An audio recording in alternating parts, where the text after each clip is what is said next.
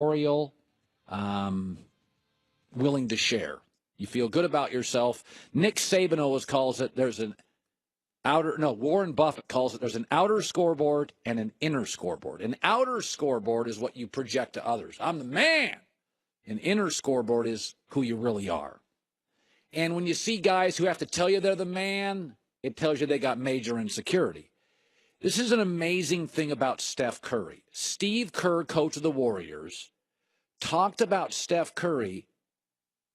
Steph Curry's an MVP. He's the best shooter of all time. But Steph Curry was out, came back for game 2, and here's Steve Kerr talking about it. Steph Curry back in the mix. To bring him off the bench, please take me through that thought process and how you even had to sell that to Steph Curry. I'm guessing it was easy.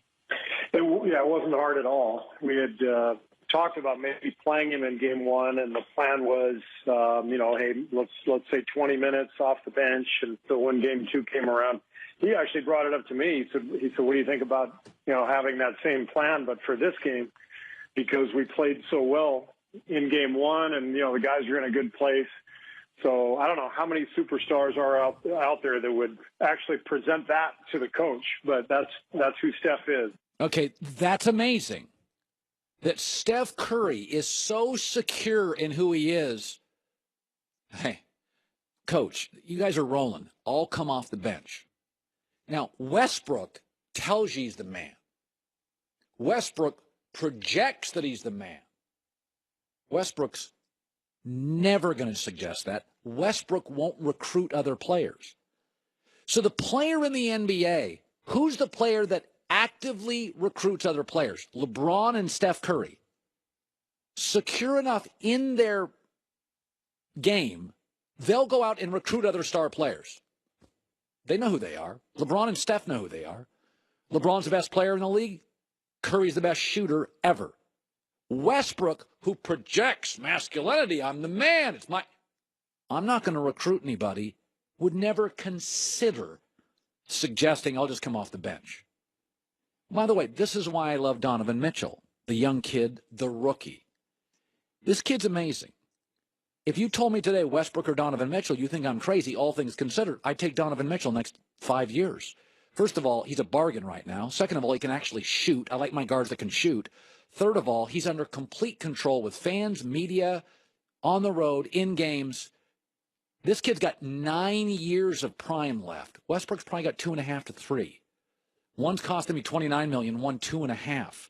One is a significantly better shooter, and one plays well with others. Did you see Donovan Mitchell last night? Did not shoot particularly well. But it did not unravel his game at all. In the fourth quarter, he still shot. He assisted on many big plays. Because you can tell Donovan Mitchell's outer scoreboard confident, inner scoreboard, I know who I am. Westbrook unraveled during the Utah series when Ricky Rubio had a good game. Okay, what Westbrook projects is the outer scoreboard. The inner scoreboard, little crisis, bad game, and Ricky Rubio is in his head? I love Donovan Mitchell. Even more, I love Steph Curry. I mean, LeBron and Steph Curry are the two guys that are like, why wouldn't I want to go play with other great players? LeBron went to Miami knowing it was D-Wade's city. It was Pat Riley's city. I'll go down there. Steph Curry's like, yeah, KD's a better overall player than me. That's when you're secure, not on the outside, but truly on the inside. You're secure with yourself. I love Steph Curry. J-Mac with the news. No. Heard on the news. This is the Herdline News. All right, Colin. Cavs Raptors game 2. Big news. Ty Lue is going to stick with Kevin Love at center instead of going with the hot Tristan Thompson. Ty Lue tried to explain this. I didn't really understand. He's not a great coach. Let's hear what he has to say. I think it spreads the floor out for us. Valanciunas is going to go to help and try to block shots. Kevin's going to have open shots all night. So whatever's best for the team is what we'll do.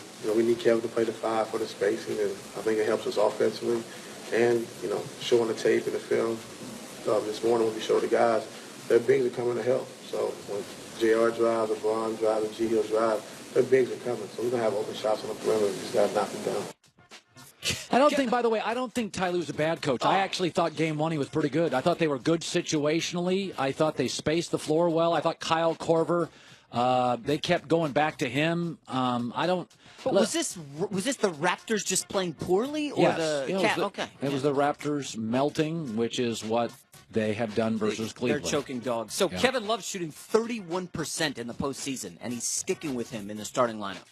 31%. You know what's interesting? When I watched Kevin Love the last two games, I know he's got a bad hand. Yeah, it's bad. He looks, what's the right word? Not lethargic. He looks like something in the hips. He's not quite as quick. He just looks a little like he's aged over the last 2 weeks. When I watched him in the last game against Indiana and I watched him against Toronto, it felt like he was laboring at times to get up the floor. Love the Cavs tonight. All right, moving on. Donovan Mitchell. You saw the game last night, obviously. He had what is being called the dunk of the postseason so far. Yeah. Coming off the Euro step and then the putback. That was filthy. Yeah. Okay. Here's what he said about that dunk, and then we'll talk about Mitchell in a second. To be honest with you, I was just trying to shoot a floater and grab a rebound, but I just happened to be up there, so I figured why come down with it. Well, that was my first one really on TV. I've had a few like that, but that was pretty cool in the playoffs to be able to do that. I love that kid. The word self-awareness definitely at play with Donovan Mitchell. I think they had 6 guys in double figures. They really are the Boston of the West. Dude, how about this? Donovan Mitchell and Terry Rozier, big stars this postseason, both from Louisville. Mild surprise there? Well, no. They fell in the draft. Pitino's got a great eye for talent. He's got an eye for other things, too, but mostly talent. But actually, Mitchell went, 11th in the draft?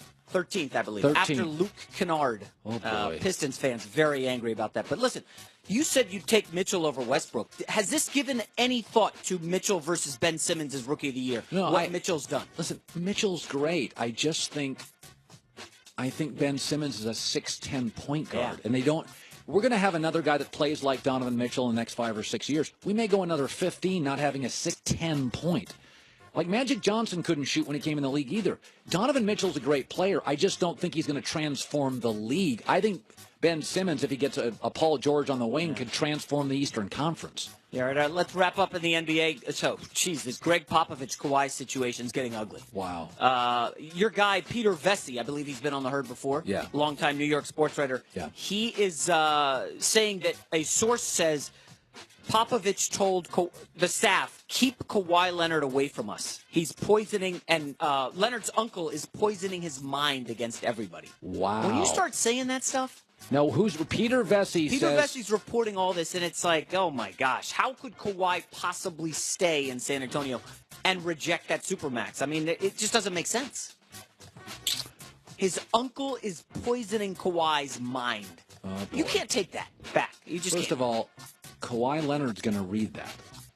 Okay, and when Kawhi Leonard reads that, there's going to be even less of a bond and less trust. I just don't think Popovich, I don't think he handled this well. And Greg's a great coach and has worked with all these stars. It feels like a temper tantrum, doesn't it? Like a year-long temper tantrum where he's just angry. Well, you know, there's an old saying. The Spurs have this saying, they won't draft a guy until he's over himself. Maybe Greg Popovich needs to get a little over himself. Well done. I think he singed this relationship. J-Mac with the news. Well, that's the news. And thanks for stopping by. The Herd Car Line shopping's News. confusing, all sorts of terms, dealer price, list price, invoice. Here's what's not confusing. Save $3,000 off MSRP.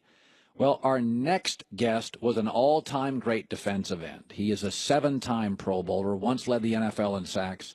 He was a Super Bowl champion, played in this league over 15 years. He just announced his retirement in April, signed a one-day contract with the Colts. It's Dwight Freeney, an all-time great NFL defensive end. Now, folks, that's what a defensive end looks like. Absolutely. That's a big, strong defense. Can you imagine running? McIntyre, you're about the size of Russell Wilson. Can you imagine running from Dwight Freeney? Just for fun, Colin, Dwight Freeney ran a faster 40 time than Baker Mayfield. What did you run the 40 in? Well, at in Indianapolis, well, actually in Syracuse, I ran a 4.38. What in the... It got prorated to 4.48 because I wasn't there at the combine. Fastest I've ever ran. Okay, but by and large, you were a 4.5 40 guy. 4.4. I said this about Baker Mayfield. I'm like, listen, man, don't tell me he's Russell Wilson. Russell Wilson's a magician. Like, Russell Wilson can play pro baseball. Absolutely. Baker ran a 4.85 40. So don't give me this scramble stuff. Russell can do it because he's a freak. Steve Young, by the way, could do it. Cam, they're freaks. Yes.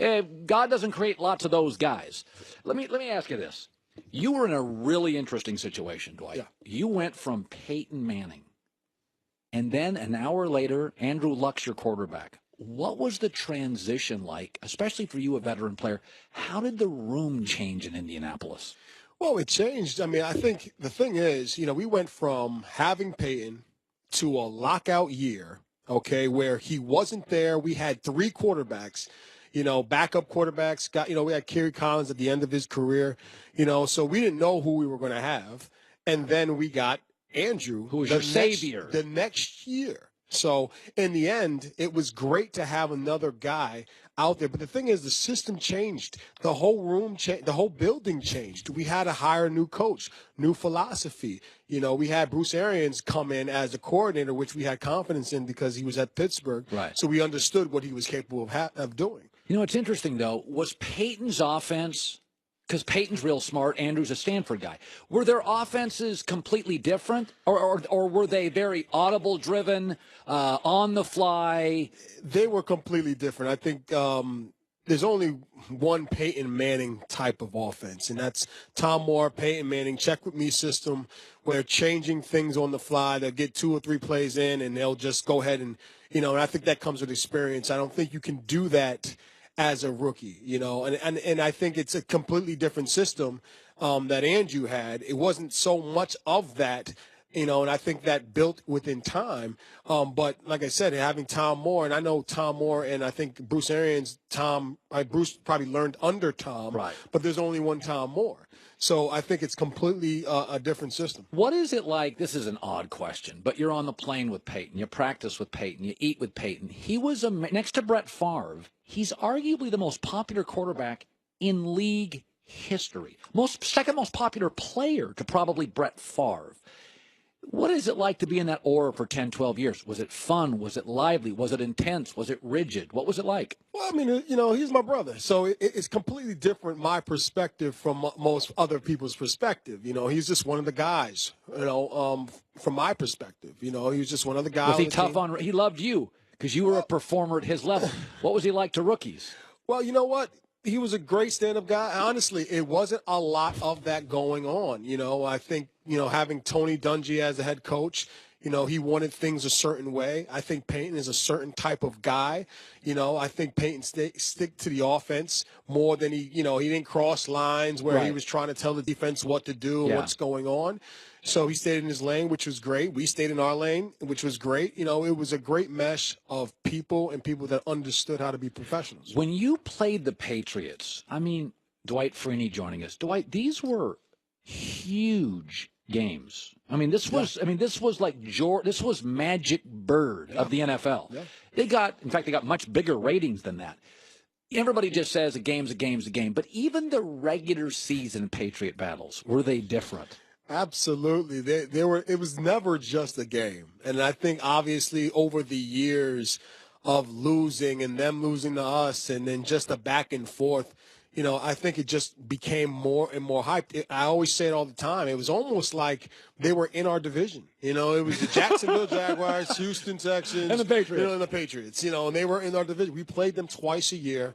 And they were a thorn in our side, and a couple of times we were a thorn in their side. Oh, yeah. And it was a great thing that, I will remember forever, man, and regardless if we won or lost. You are in a very rare position. You may be one of only 1 or 2 people on the earth that can say this. Not many. Okay. You're a great player who played against Peyton Manning in practice and against Tom in games. You heard both those languages. Yep. Now, one may have been Italian, one may have been French, but it's a smart language either way. Absolutely. So take me to when you were staring down Peyton at practice and Tom in games. Similar, different? There's a lot more similar than different. Okay. I think that seeing Peyton on a day-to-day basis, practice in, practice out, there was a lot of, what you see on TV was the same in practice. It was a lot of changing plays, different things. It wasn't just like a show on game day. He was challenging himself constantly. It was challenging the team, but it was also just going through what it was going to be like in the game, and it was always that way in practice. So when the game came, the same thing. It was the same thing. Everybody understood it. We treated practice like the games in Indianapolis. Now, obviously, I didn't practice, in the Patriots, whatever. I don't know what they went throughout practice. All the times you played Brady, did they in poker they call them tells? Mm-hmm. You're playing poker and you watch a guy and he itches his face when he's got the ace. Did Brady have some tells? Was there anything with Tom you could? I've seen Tom 28 times. I know what he's doing. It's funny because I remember, towards the end of my career, I ended up having to play outside linebacker and drop back in coverage, which I never wanted to do ever. So there was one particular time we were playing the Patriots, and I had to stand up and cover Gronkowski, in the slot. And it was the absolute most terrifying thing for me, a guy who likes to have his hand down going forward. Now you're trying to tell me now the ball's being hiked and I'm running away from the guy with the ball. So I had to sit there and I actually had a true opportunity to really look at Brady and look at what he was doing. And he did something with his hands where I swore up and down I knew what was going to happen. I said, I caught him. I know exactly what pass they're going to throw. And I think that he knew that I was looking, so he actually gave me something that was the wrong thing, and I ended up jumping the wrong route, 40 yards down the field, Gronkowski. I'm chasing him down. I'm pissed off that they had me drop back coverage.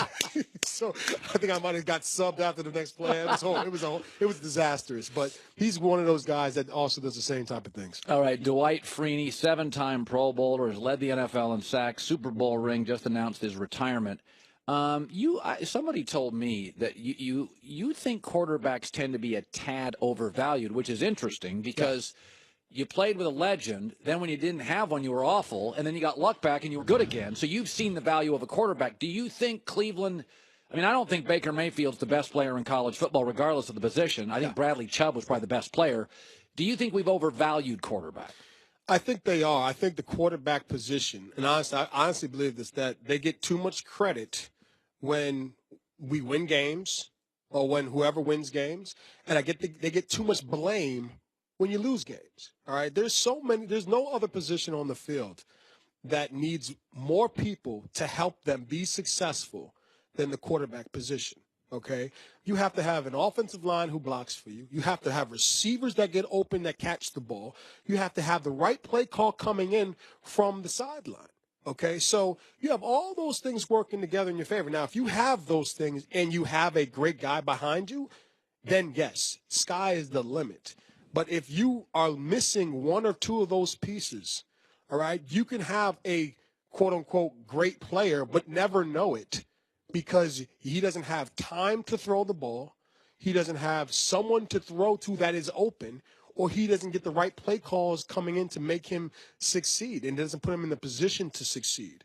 So I think that the position itself, yes, if you have a great guy but have the right pieces around you, then you can be great. But I don't know too many quarterbacks that didn't have any pieces around them and actually was a great quarterback. Or I don't know a quarterback that had great pieces around them, okay, great receivers, great offensive line, and wasn't a good quarterback. Well, what's interesting is if you start naming the greatest coaches, or greatest quarterbacks, Marino, Shula, Montana, Walsh, Brady's great. Oh, Brady has Belichick. Dan Fouts, he had Don Coryell. Aikman had Jimmy Johnson. It's virtually impossible, to your point. When I name a great quarterback, by the way, Favre, Holmgren, Breeze, Sean Payton. Yeah. So to your point is you find very few legendary quarterbacks that didn't have a great guy on the sideline, the architect of their offense. Yeah, you have to have a supporting cast around that quarterback, regardless of who he is. So even, you got Baker Mayfield, got picked in the first. Great, he got picked first. Good for you. Now, what do you have surrounding you? Because if you don't have anybody who blocks for you, if Joe Thomas is gone, who's going to protect you? Who's going to be that receiver that gets open? Because if no one gets open, you're done. You're not going to be successful as a quarterback. Dwight Freeney joining us. It's interesting about, I've had a lot of football players say this. They love the game, they hate practice. Why did you retire? Was it practice? Was it erosion physically? Was it emotional? Or what? Like, hey, man, I can't play. I think it was just time. I think it was a young man's game. And this is a young man's game, right? Younger guys, right? They get more of the crops. There's the predator. They get most of the playing time, and it's okay. I had my time when I was that young guy who was out there every day, playing every day and every down. I had a tremendous career, and I played 16 years in the game that I love. What else did I have to accomplish other than risking, I guess, injury or further things happening to me later? How do you feel now when you get up in the morning? I feel great. Outside the first 5 minutes, it takes me. I have to rock a little bit to get out of bed now, but that's okay. I gotta get a little firmer mattress. But the thing is, I feel good.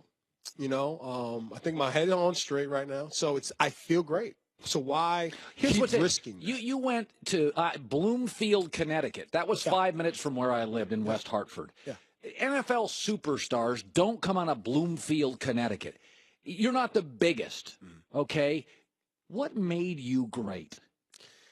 I think probably there's a couple of things. I think the people around me. I was around great people and great coaches and people who motivated me and know how to really hit that button throughout my entire career, whether it be high school, college, or the pros. So I was blessed with that. And also, the heart, for me, it's about how hard you play, and giving that maximum effort, things that you couldn't measure. They always said, well, Dwight, you weren't tall enough. And I said, well, do I need to grab rebounds here? What am I, boxing somebody out or blocking shots? I don't need to be 6'5", 6'6", okay? I start at point A. I need to get to point B. Let me do that. And that's what it was. It's great meeting you, man. Yeah, nice to meet you, too. Dwight Freeney's going to be a Hall of Famer.